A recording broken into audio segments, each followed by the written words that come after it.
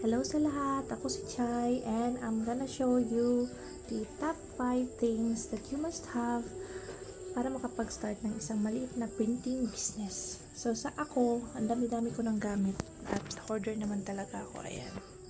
Pakakalat pa ng working space ko.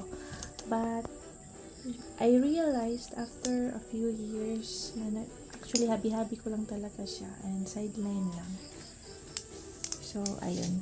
So, after a few years, na-realize ko na para pala mag-start, hindi talaga kailangan ng napakaraming gamit. Kasi actually, hindi ko siya nagamit lahat. Nung starting na nag-start ako ng pag-receive ng mga orders. So, ayun. So, ang top 1, ang pinakagamit and pinaka-favorite ko na tool is ang cutter. Ito yun. So, I'm using SDI 0443. Yun. Ilalagay ko lang yung link sa baba sa comment section for this one. So, napakagamit niya and pag bumili kayo nito, make sure na bumili na din kayo ng blade niya. Extra blades kasi lalo na sa mga ref magnets, madaling mapurol and mahihirapan kayo pag hindi matalas yung blade. So, almost every 1 or 2 project, depende sa dami ng order, nagpapalit talaga ako ng blade. Sintra din, mabilis makapurol. So, next, item number 2, ruler. So, ito yung gamit ko na ruler. Huwag plastic kasi pag nag-cut ka, syempre, kapag plastic, madaling magbasag. So, metal talaga. So, ang ruler na to is, ano ba to? JSN. Tapos, yung isa kong ruler, dalawa, kasi laging nawawala, kaya marami akong ruler. Ito, Joy. Joy yung brand. So, anything basta metal ruler. Ayan, meron ng 2 items. Partner talaga to. Next is, cutting mat. So, itong cutting mat, nasa 300 plus ang A3 size. May mas malaki pa. Pag marami kayong pera, bili kayo ng mas malaki A2 size. Or mas malaki pa talaga para na talagang table.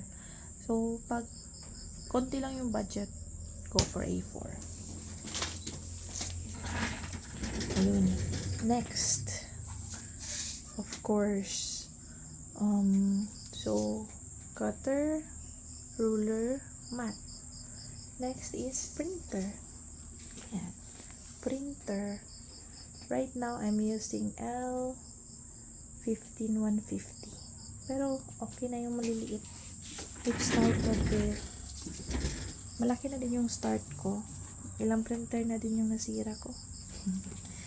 Pero, I recommend na yung maliit lang muna para mapag-aralan mo siyang i-troubleshoot din. Yung Epson L121 nasa 4K plus lang ang brand yun. So, yun. And last but not the least, ano pa ba?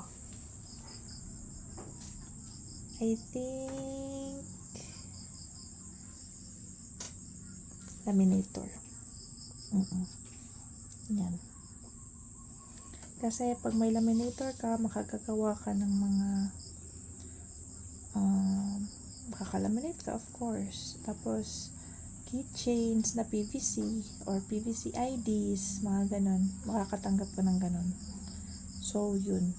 Yan yung top 5 items na kailangan mong magkaroon para makastart ng printing business. So, good luck! So, subscribe na kayo if you want more tips and mas malaman nyo yung mga gamit ng mga items. So, I will post more kung paano gamitin yung mga machines and tools like Cameo. Yun. Tapos yan. Yan, marami akong items dito eh. Yun. So, makalat lang. So, ayan. See you next video. Pasensya na sa oily face. Bye!